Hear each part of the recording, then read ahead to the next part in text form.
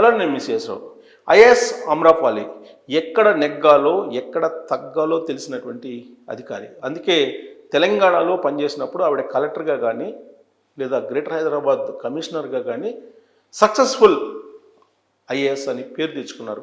అందుకే ఆవిడ సేవలు కావాలని చెప్పి తెలంగాణ ప్రభుత్వం ఇవాళకి కూడా కోరుకుంటుంది.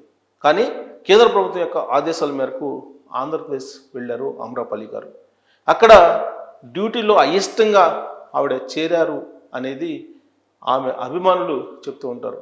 కానీ అయిష్టంగా చేరలేదు, ఇష్టంగానే చేరాను అని చెప్పి నిరూపించుకునే దానికి ఆవిడ ఇప్పుడు ప్రయత్నం చేస్తున్నారు. అరకు చలి పండుగ ఇప్పుడు స్టార్ట్ అయింది ఫెస్టివల్, అరకు కోల్డ్ ఫెస్టివల్ 2025. దీన్ని సక్సెస్ చేయడం ద్వారా పర్యాటక శాఖ యొక్క ప్రాముఖ్యత, పర్యాటక శాఖ యొక్క విజన్ ఏంటి అనేది తెలియజేసేటువంటి ప్రయత్నం ఆవిడ చేస్తూ ఉన్నారు.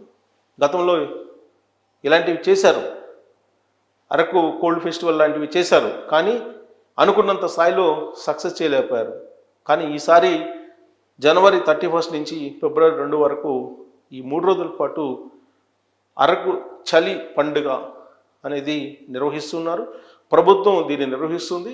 గతానికి భిన్నంగా ఈసారి పర్యాటకులను ఆకట్టుకునేలాగా ఈ కార్యక్రమాన్ని పెట్టుకున్నారు. ఈ కార్యక్రమమే నాంది పలకబోతుంది రాబోయేటువంటి రోజుల్లో ఏపీ పర్యాటక శాఖను మరో లెవెల్లోకి తీసుకెళ్ళటానికి అనేది ఆ డిపార్ట్మెంట్ భావిస్తుంది. అమ్రపాలి గతంలో జరిగినటువంటి లోపాలని అధ్యయనం చేస్తూనే ప్రోగ్రెసివ్ మైండ్ తోటి ఆవిడ ముందుకు వెళ్తున్నారు. ఒక క్లియర్ కట్ బ్లూ ప్రింట్ని తయారు చేశారు. పర్యాటక శాఖను ఎలా డెవలప్ చేయాలి ఆంధ్రప్రదేశ్లో అనేటువంటి ఆలోచనతోటి. ఇదే విషయాన్ని చంద్రబాబు నాయుడు గారికి ఎక్స్ప్లెయిన్ చేశారని కూడా తెలుస్తుంది.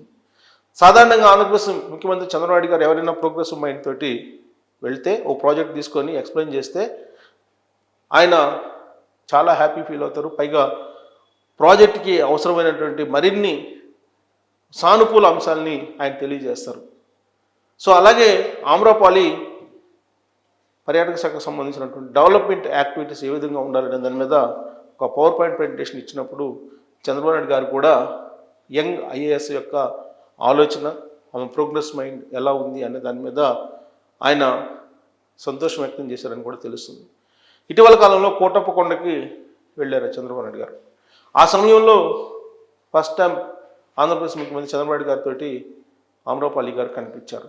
ఆ రోజు నుంచే చంద్రబాబు నాయుడు గారితో పనిచేయాలని నిశ్చయించుకున్నారని చెప్పి ఆమె అభిమానులు చెప్తూ ఉంటారు. అప్పటి వరకు ఆవిడ లాంగ్ లీవ్లో వెళ్ళారు. ఆంధ్రప్రదేశ్కి జాయిన్ అయినప్పటికీ కూడా ఆంధ్రప్రదేశ్లో కేంద్ర ప్రభుత్వ ఆదేశాల మేరకు లాంగ్ లీవ్కి వెళ్ళి మళ్ళా తిరిగి వచ్చి ఆవిడ జాయిన్ అయ్యారు. వాస్తవానికి ఢిల్లీలో పిఎంఓ ఆఫీస్లో పనిచేసినటువంటి అనుభవం కూడా ఉంది. ఢిల్లీలో ఆవిడ లైజనింగ్ చేసుకోగలరు పర్యాటక శాఖను అభివృద్ధి చేసుకోవడానికి. అందుకే ఆవిడ 2 రోజుల క్రితం విశాఖ కేంద్రంగా చేసుకొని ప్రాంతీయ పెట్టుబడిదారుల సదస్సును నిర్వహించారు.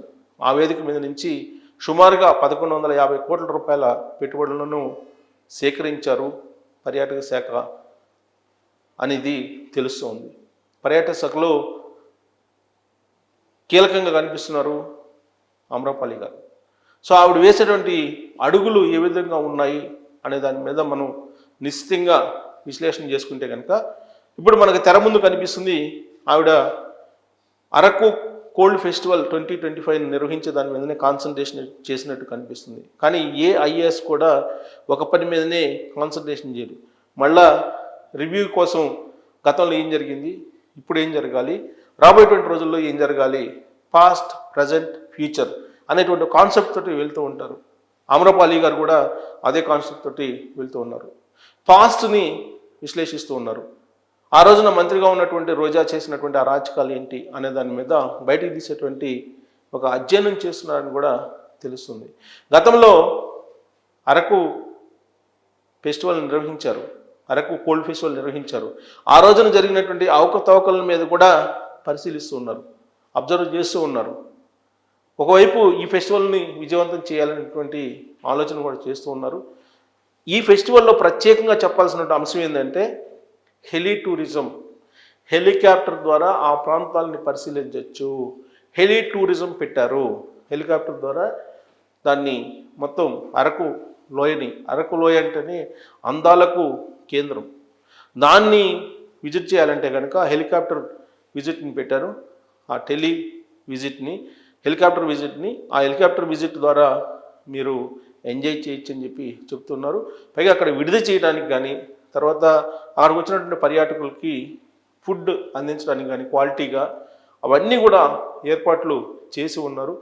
3 రోజుల పాటు జరిగేటువంటి ఈ అరకు కోల్డ్ ఫెస్టివల్ని విజయవంతం చేయాలి అనేటువంటి ఒక లక్ష్యంగా పెట్టుకున్నారు Amrapali. At the same time పర్యాటక శాఖ అనగానే గుర్తొచ్చేది మనకి రిషికొండ. మరి దాన్ని ఏం చేస్తున్నారని, దానికి పరిష్కారం కూడా త్వరలోనే అమ్రపాలి చూపబోతున్నారు అనేది కూడా తెలుస్తూ ఉంది. దీంతో పాటు మరి తిరుమల తిరుపతి దేవస్థానానికి సంబంధించినటువంటి శీఘ్ర దర్శనాల పరిస్థితి ఏంటి? ఆ రోజున పర్యాటక శాఖ తిరుమల తిరుపతి దేవస్థానం సంయుక్తంగా కొన్ని టికెట్స్ను శీఘ్ర దర్శనం కోసం కేటాయించుకున్నారు. మరి ఇప్పుడు క్యాన్సిల్ అయినాయి. దానికి కారణం ఎవరు? రోజా, మాజీ మంత్రి. మరి ఆవిడ మీద ఎలాంటి చర్యలు తీసుకున్నారు? ఆవిడ టికెట్స్కి సంబంధించిన కుంభకోణంలో ఉన్నారనేది అప్పట్లో తెలుగుదేశం పార్టీ ఆరోపించింది. ఇప్పుడు అధికారంలో కూడా ఉంది ఆ పార్టీ. మరి దీనికి సమాధానం చెప్పాలంటే విచారణకి ఆదేశించాలి. దీంతోపాటు ఆడుదాం ఆంధ్ర, అలాగే సాంస్కృతిక కార్యక్రమాలు నిర్వహించి రాష్ట్ర వ్యాప్తంగా ఆ రోజున్నటువంటి మంత్రి డ్యాన్సులు వేసి అలరించారు వేదికల మీద రాష్ట్ర వ్యాప్తంగా కూడా. మరి ఆ కార్యక్రమాలకి పెట్టినటువంటి ఖర్చు ఎంత?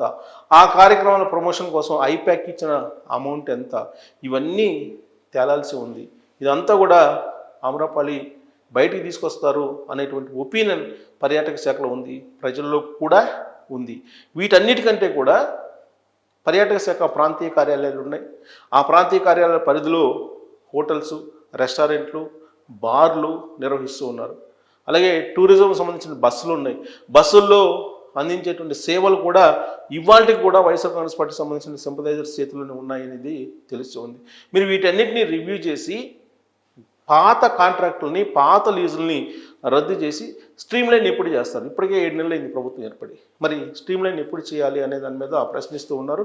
సో అమ్రపాలి పర్యాటక శాఖ కార్పొరేషన్ ఎండీగా ఇటీవలనే జాయిన్ అయ్యారు.